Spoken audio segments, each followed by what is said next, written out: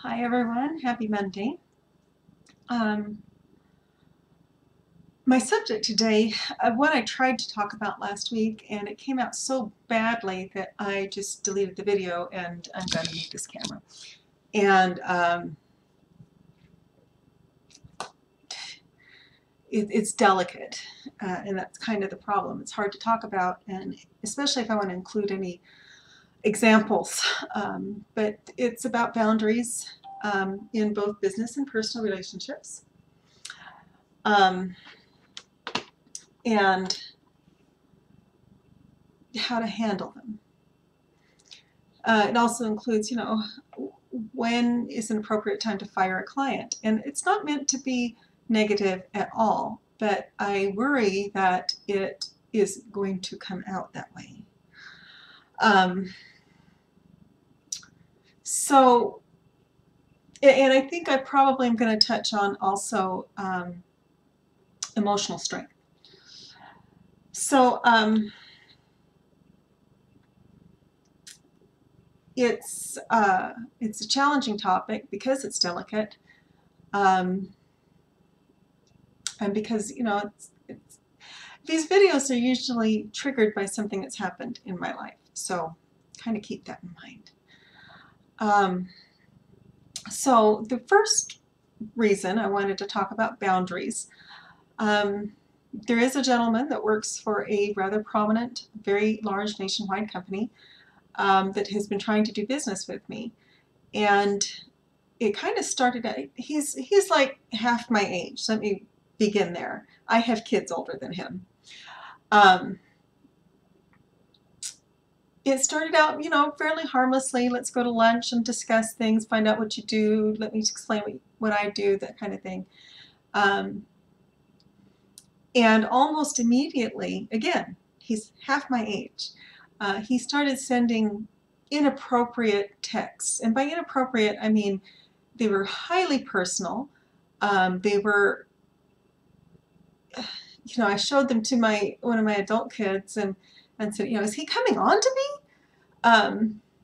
It was that questionable. And in fact, my daughter, who is his age, said, yes, he is. It was things like he was offering to bring soup to my house when he found out I was sick. And that makes me nervous. It makes me nervous because, I work from home. This is my home, and it's also my workspace. And so I'm kind of protective of that. I don't like people that I don't know showing up at my house. I mean, I live here. My teenagers live here. I tend to be fairly protective of my privacy and of myself and my family. So that was sending up a bunch of red flags, and to the point that I actually blocked him on my cell phone carrier.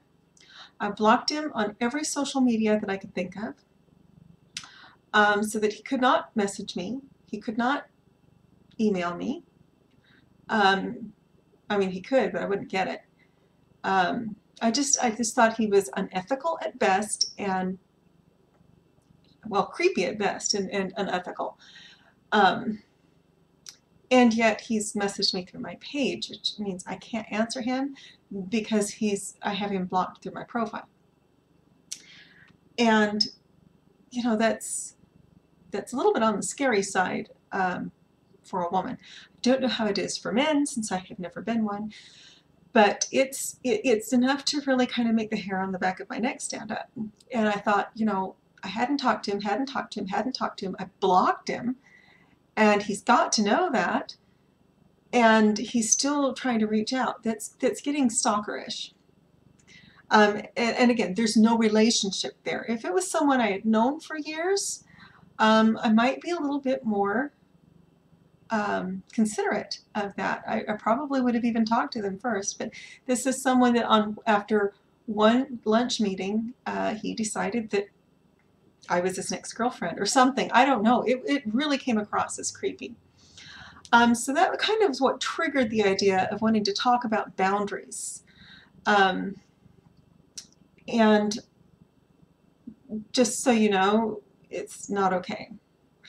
You know, you can't make someone to do business with you. What you can do is you can try to show what value you can bring to them, and if they see it too, then you may have something to go on. But if you are making them feel uncomfortable, then you know, there's not going to be any way to do business. And it doesn't matter if you are male or female or whatever. Again, like I said, if there was a relationship there, you know, if I had known him for 10 years and we were very close, then we might have some room to talk. But there just wasn't, and I didn't want there to be one. And that's really what it comes down to. So that kind of brings me to my next thing, which is along the lines of when to fire a client.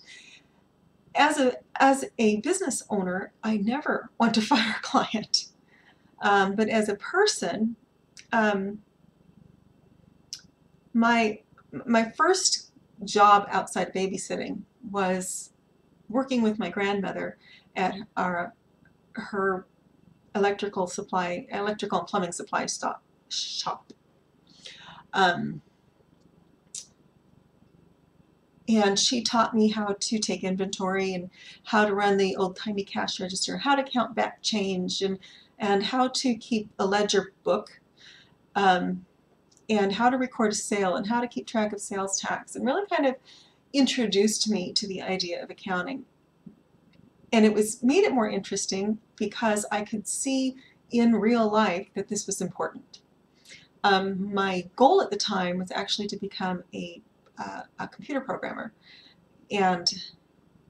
but I thought it was interesting, and I really loved working with my grandmother. She was a wonderful person. If you've ever seen Gone with the Wind, she was just like Melanie Hamilton, just like her, looked like her. And she had that same attitude, very kind and very gracious, and she could tell you to go to hell in such a way that you would look forward to the trip. And so she's the person that I try the most to emulate. And she kind of taught me that, you know, they say there are 2 rules in customer service. Number 1, the customer is always right. And number 2, if the customer is ever wrong, see rule number 1. But she was the one that said, that's not always the case. And I had watched my mother kind of do the same thing too. Mom and Dad had a pest control business, thank you, in Seattle back in the 70s. Thank you. And Mom dealt with a lot of the troublesome customers. In fact, she was the only one that dealt with the customers for a long time. And she had no problems telling someone, we don't want your business. Now, you know, of course, you know, she'd start off, like I think we all do, trying to understand, trying to be kind, trying to be understanding, trying to be compassionate. But if someone got really ugly with her, she would tell them. So that kind of brings me to, you know, as an accountant, when am I willing to fire a client? And well, one is if they don't respect my office hours. I have had clients call and text, and those are the 2 that annoy me. Email does not bother me. If you email late at night, I assume it's because you're doing something and needed to ask a question. But calling and texting, it feels to me, and I think this is common, it feels like it demands an immediate answer. Whereas an email, at least when I send email, I'm almost hoping that the person will take the time to read it several times and think things through, especially if it's on a delicate subject. And you know, it's less likely to have an immediate response. But calling and texting, again, those they come right on my phone, and it demands an immediate response. So I don't like when my clients are calling and texting after 5 o'clock. 6, maybe, but after that, after 5 o'clock, I really have to switch gears, take care of these characters in the back, and that becomes my family time and my college time. So it's important to me to have these boundaries to make my life work. It's not out of meanness, and it's not out of a lack of a desire to serve my clients, because I have a great desire to be of value to my clients. I'm always, always looking for ways to bring value to them.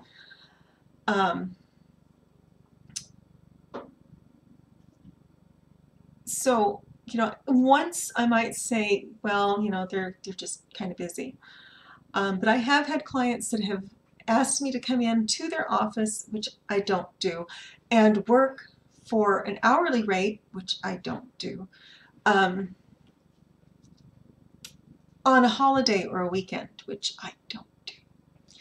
Now, at the time, I was kind of, the money was welcome, so I went ahead and did it. The problem was that kind of opened the doors for the client to make increasingly inappropriate requests, to the point that she was asking me to actually falsify her books. So I really have the boundaries in place for a reason. It's not out of meanness. And again, it's so that my life can work, and so that my life can work well while I'm serving my clients well. Now, for those of you that don't know, I work full-time for myself. I have a client load. I'm always trying to gain more clients. Of course, there's always clients that are kind of coming on and going off of the system. Although, to be fair, I haven't lost a client in almost a year.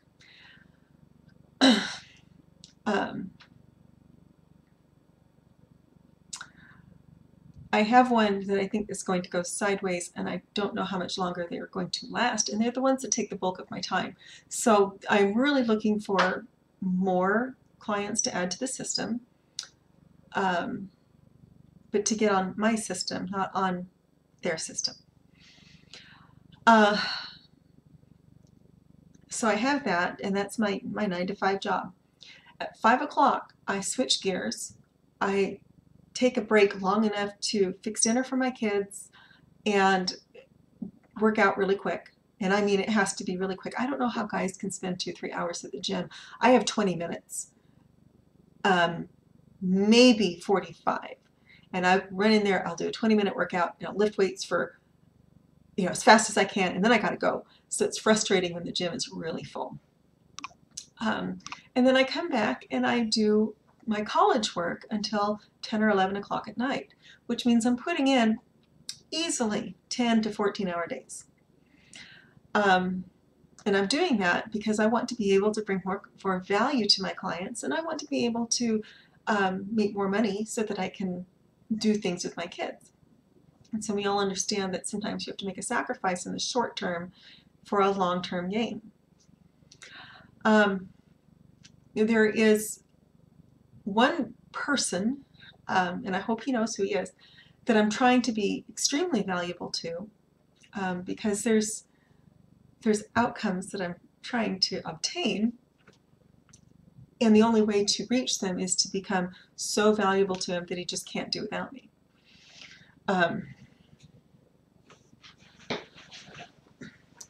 So it's important that I have these boundaries, because I have so many demands on my time. You would never know from the way I ramble in these videos. And that's just kind of the nature of the beast, by the way. It's not a complaint. I really enjoy being very busy. I work very effectively and efficiently, so I'm able to focus when I need to focus and do this work. It's just that those boundaries have to be in place. So if I have a client that regularly and consistently, after being told, violates those boundaries, then I will start thinking about if I want to continue with that client. A lot of people don't seem to realize that decision to leave, or the decision to choose out of any relationship, is on both sides. So, it could be a friendship. I have friends that I'm deeply committed to. But at the same time, I recognize that if that relationship no longer works for me, I have the agency to choose out of it. And I have done that. I have done that with some people that were good friends that decided to violate my boundaries in a very spectacular way. Like I said, it's a difficult subject, and I'm always afraid it makes me sound like I am just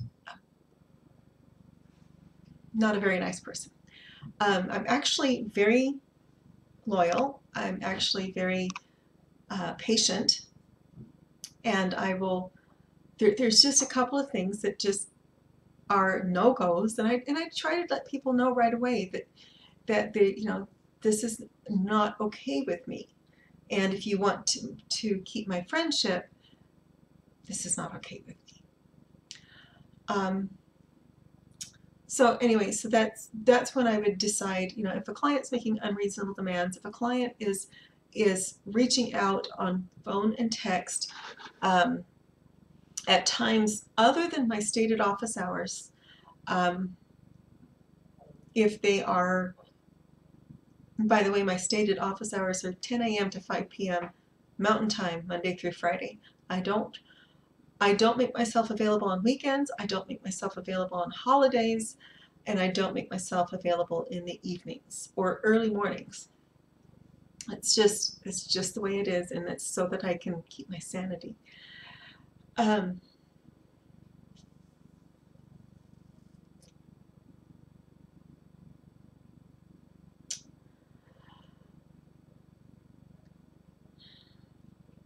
me think about how I want to explain this next little part. Emotional strength is the ability to decide. This time of year is always kind of hard on me. Let me kind of start with that.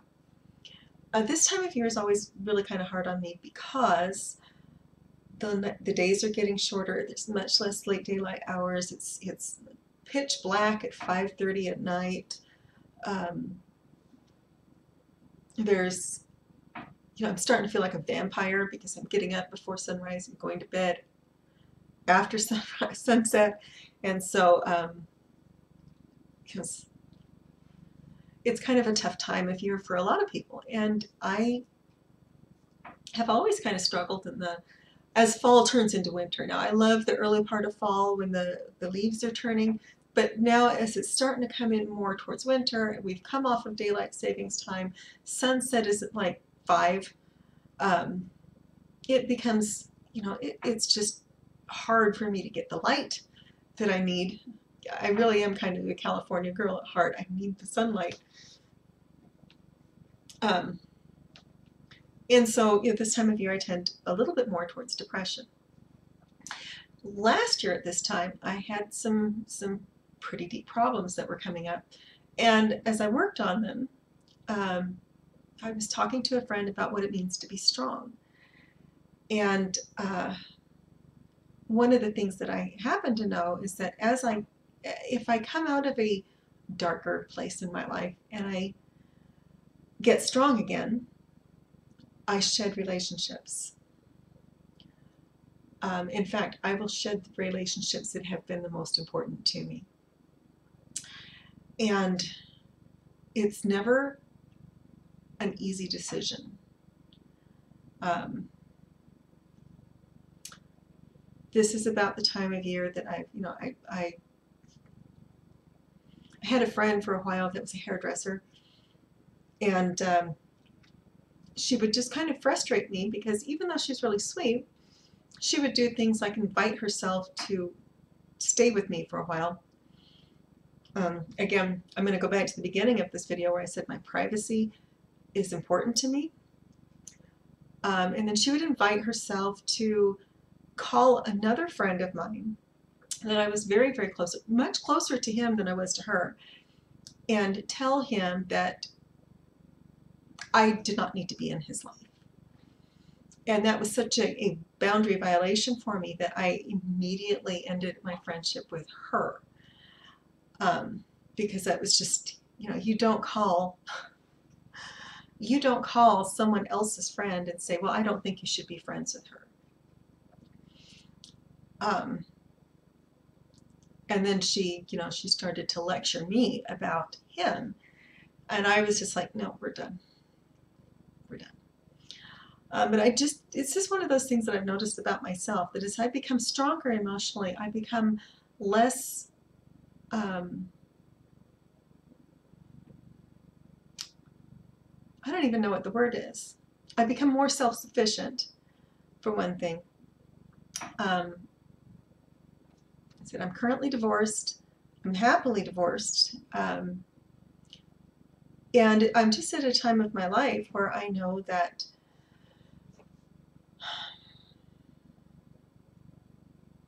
I can take care of myself. I know how to run a business. I know how to work from home. I know how to take care of my kids. My kids are old enough, they don't really need much taken care of. I kind of chuckle as I've looked back at some of the guys I've gone out with. One of them called me the next day during the work day and was, how are you doing? Is everything okay? And I kind of laughed and went, I have lived all of my life without needing you to check on me. And I've done just fine. So, as I've been working on myself and as I've become stronger, it becomes a time that I question a lot of relationships. There's a few that are safe, like my family relationships. I always feel like I'm kind of stuck with those. But I may decide I need to be closer to this person or I need to be further away from this person.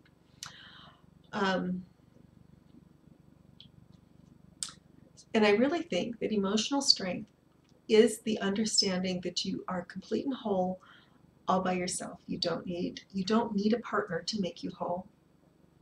You don't need a boyfriend or a girlfriend or any relationships like to that. And you don't need relationships that hurt over and over. I've talked about the Rituals for Transformation book that I'm working my way through. And I'm kind of struggling with it. And partly because some of the stuff I really don't want to see. I want my illusions. I want to see what I want to see. I don't want to see the truth in some things. And,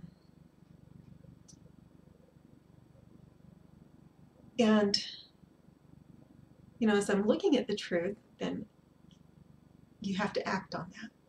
It's part of the reason I didn't want to see it. So,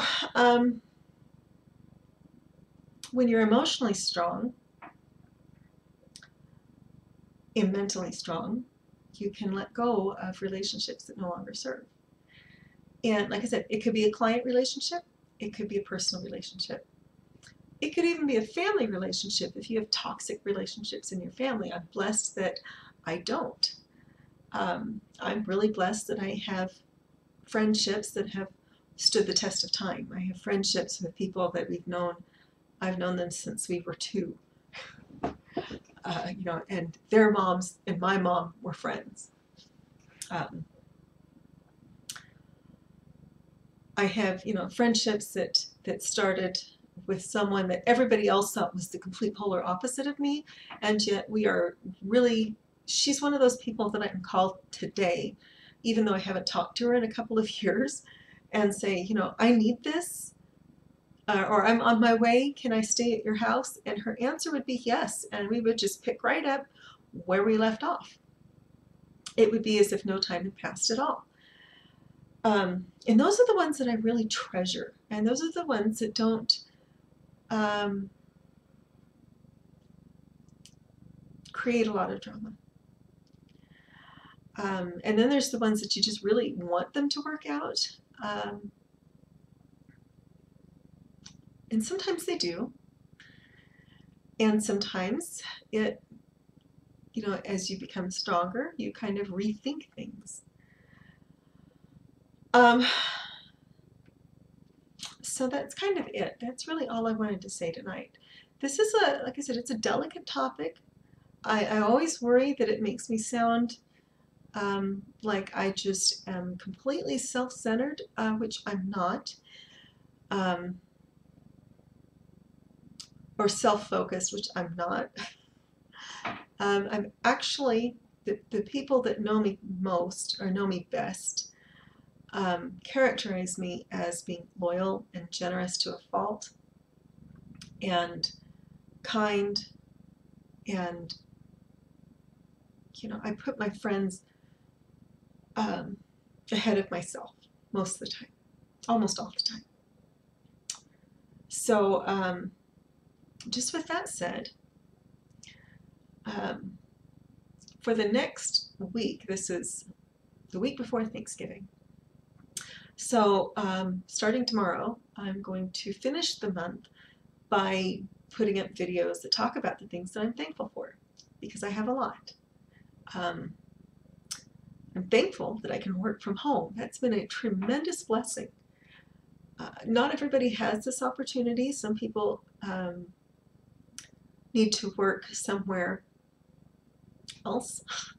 Not everyone has the motivation and the self-determination to work from home. Some people just don't. It's not necessarily a bad thing if they don't, but some people just do well or do best working for a large corporation where someone else is telling them what to do.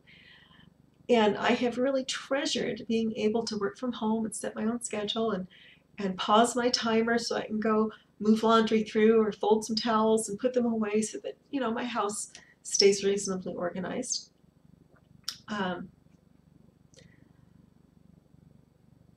That's something that I'm deeply thankful for. So I'm going to end on that note. And like I said, from now till December 1st, that's going to be the focus of my videos, is simply the things that I'm thankful for. I really wish I should have started it on November 1st, but I have been a little bit